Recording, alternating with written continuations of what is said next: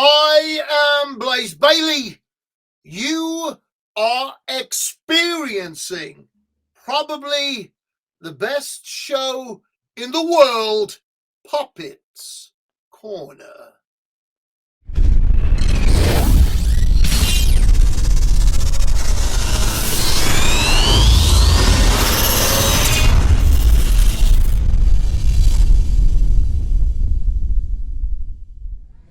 What's going on, everyone? Welcome to another episode of Puppets Corner.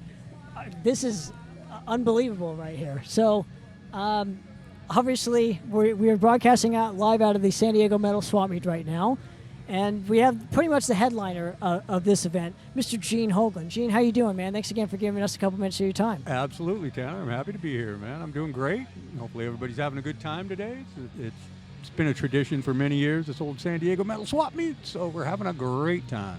Now, what you did today was kind of unique, I would say, because you were playing, obviously, your whole career on stage and telling stories and whatnot. Now, is this the first time you've actually done something like this? No, I've done this lots of times, actually, and this is actually the shortest set that I've ever done. Doing it in this kind of manner, because this is essentially, it's kind of the same way I do clinics. Usually the clinics have more talking, so this was just concentrate on the music, gab a little bit in between the transitions from bands to band kind of thing. And so, yeah, man, I got a snappier set, just short hour-long set. So it was pretty darn fun. Now, how much exercise do you have to do when doing something of this caliber compared to a 2-hour, 3-hour live show? Is it just you get on stage and it just wings it? You wing it, or you still... Well, for something like this, I started rehearsing last week for it because I just finished tracking the new Death Clock album, and so once that was done, I got back here to San Diego, and then I just went and I put together a set list, just a playlist off Spotify, and there are some of these songs I don't play regularly, so there's a couple of things I had to remember, drum licks and drum fills, and I just figured, man, if you blow something, who cares? So there you go. And when choosing the songs and whatnot, did you just pick your specific favorite that you wanted to play, or did you kind of want to showcase more of like the songs that don't get appreciated as much from your specific career? Well, it was more, I tried to give a little bit of a blend of, give the people what they want. Make sure you play a few popular songs or whatever, or ones that sometimes drummers have always pointed out, like, hey, that song Zero Tolerance by Death, that's got some interesting things to it. I'd love to see that ever, close up kind of thing. So I tried to just kind of run the gamut of songs that people, general metal folks that aren't musicians, just they want to hear those songs.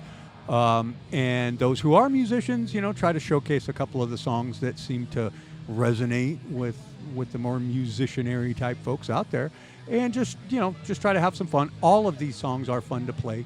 Like, for instance, Shitstorm by Strapping.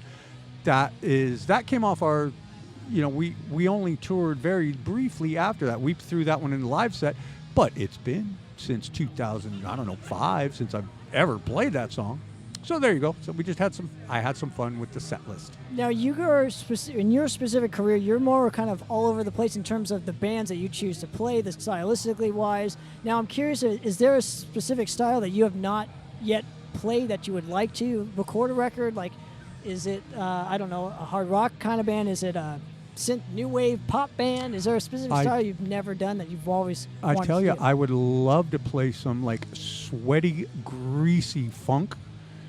Some old school, just where you're just in the pocket and just laying off just kick-ass licks and cool shuffles, even that kind of thing. So that would be awesome, because when it comes to metal, I've kind of run the gamut of it, and I would not still be playing metal if I didn't enjoy it as much as I do. I love playing metal, so it's really fun, and that's why I have tried to bring outside elements to keep it interesting for myself. If I was just kind of playing the same old kind of Dark Angel approach or something, maybe I would feel like I'm getting pretty stale. But since I have kind of run the gamut, with Dark Angel, just savage music. Death, a little more complicated, a little more technical. You get to stretch out your chops a little bit. Strapping got to be really intense, and blast beats and hauling double bass and psychosis. And just, it kind of runs the gamut. So I've been fortunate that I've been able to keep myself very engaged in playing the old catalog, because there's always something interesting. A song like Skeksis by Strapping, I don't think anybody's ever done a song like Skeksis, so it's like, that's a really fun song to play. Now, you brought up Dark Angel, and I know you primarily wrote a lot for Dark Angel and performed it. Do you like that specific creativity in playing in a band, or do you just like to kind of go into a band and just play with what they've written and put your own spin on things? It does run the gamut. There are some projects that I do in some bands where they're pretty involved in the drum arrangements. Like they know what they want. So I'm always happy to accommodate. Like, for instance, like with Testament, Mr. Eric Peterson, he's got a pretty good vision of what he wants to get accomplished, get across, and there's been times when I'm like, are you sure you want that approach, Eric? Because I've got something from my brain. I am a drummer, and he's like, I want this approach. So sometimes you take a step back and you want to give. I always want to give whoever's writing the song, I want them to have their vision achieved. So that's why I would rather have their happiness than me putting my stamp on some song. It's like, hey man, if this is what you want, then I'm happy to be the guy for you. How often though, when you put on your piece, if they want to hear what you want to add to it, do they say, you know what, I like that better, and then they add that? A lot of times, yes. Like, say, for instance, like Brendan Small from Death Clock. He always, when he gives me songs, there's a template, but he's like, dude, you do your thing to this. That's great. Like, here's kind of the kick pattern I'd like to hear, and the snares in the spot I want. But as for it is a basic template, so it does run the gamut. Some people are very, I guess, anal or something. They're just very, they've got their vision in their head of, they hear the song in its completed form, and that before it's even tracked, and that's how they want to hear it. So fine, that's great. And other people, like, I'm into letting this song take a journey in the studio, and let's see what we come up with. You're always going to come up with something better than me, because I'm not a drummer, kind of thing. I can program drums. A lot of people tell me that. So it gives me the best of both worlds, and so I'm pretty darn stoked. Now, you mentioned funk earlier. That I'm just generally curious. Was that the style of music that you had grown up with? Like, what were some of the bands that you particularly were starting out, kind of hearing for the first time, just as a young kid? Well, as a child, boy, I was all over American pop radio from 1969 through 76. Kind of up until about the disco era. I loved AM pop radio. That was amazing, and that was one thing, since you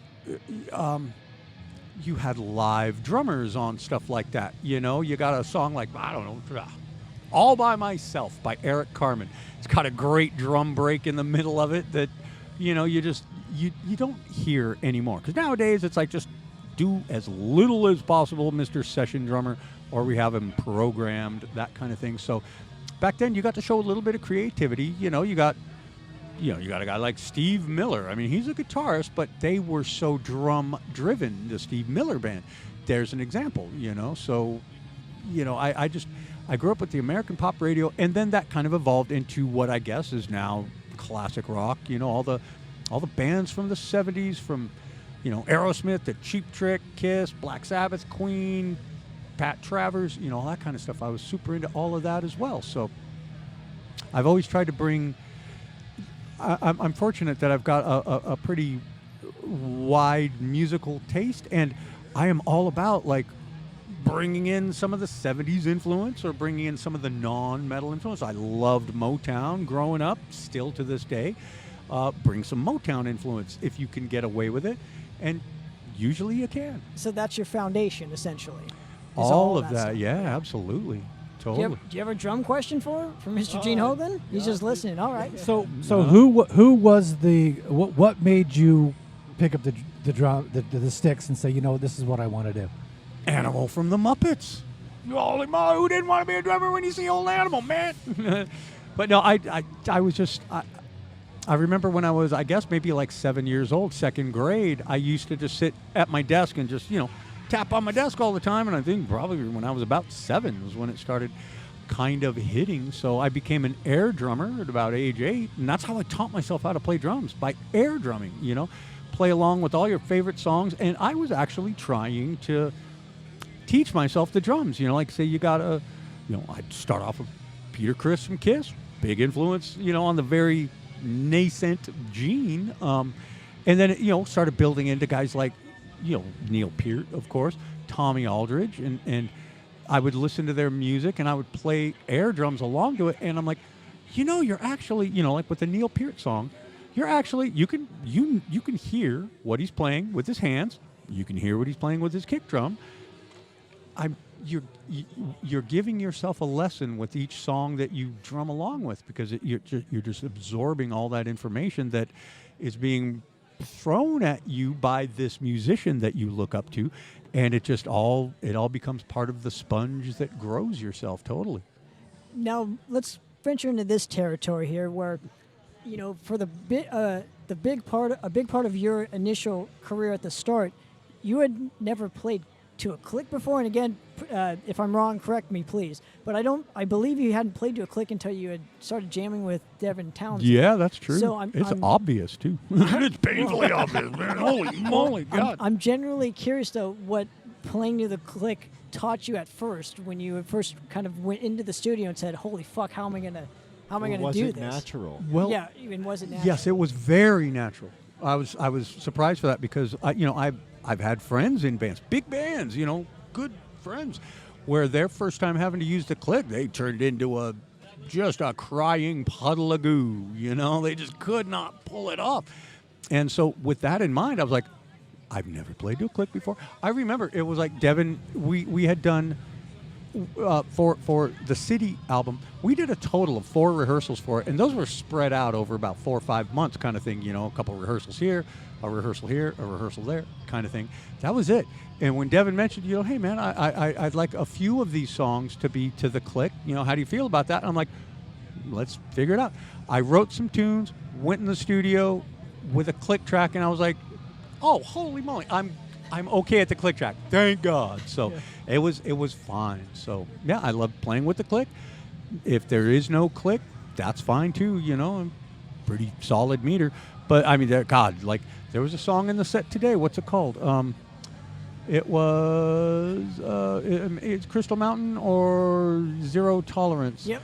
There's I'm doing some kind of snare pattern, playing the hi-hat, and coming back to rehearse to this song, I'm like, God, your meter's terrible. It just starts at this tempo and then it starts ramping up, and I'm just like, oh God, I had to, it took a while to get your meter together. I hear it all over Only the place. Gene would notice that though. Oh, that's painfully obvious now.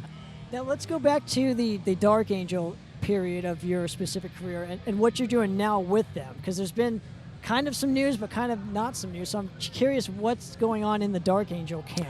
Well, so far, we've been playing a lot of live shows, and we tend to play kind of festivals because that just kind of works out the best. We're writing the next album, and I've been concentrating on writing that, and Jim Durkin is also writing.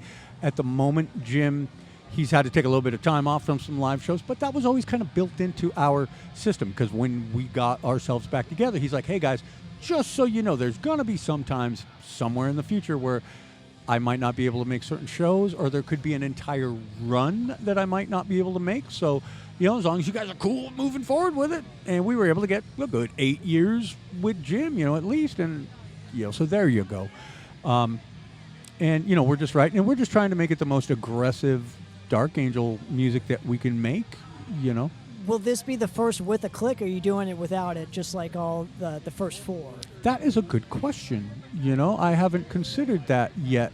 I would imagine I probably would use a click for it, but it's not mandated by any means, because this is old school visceral thrash metal. It didn't.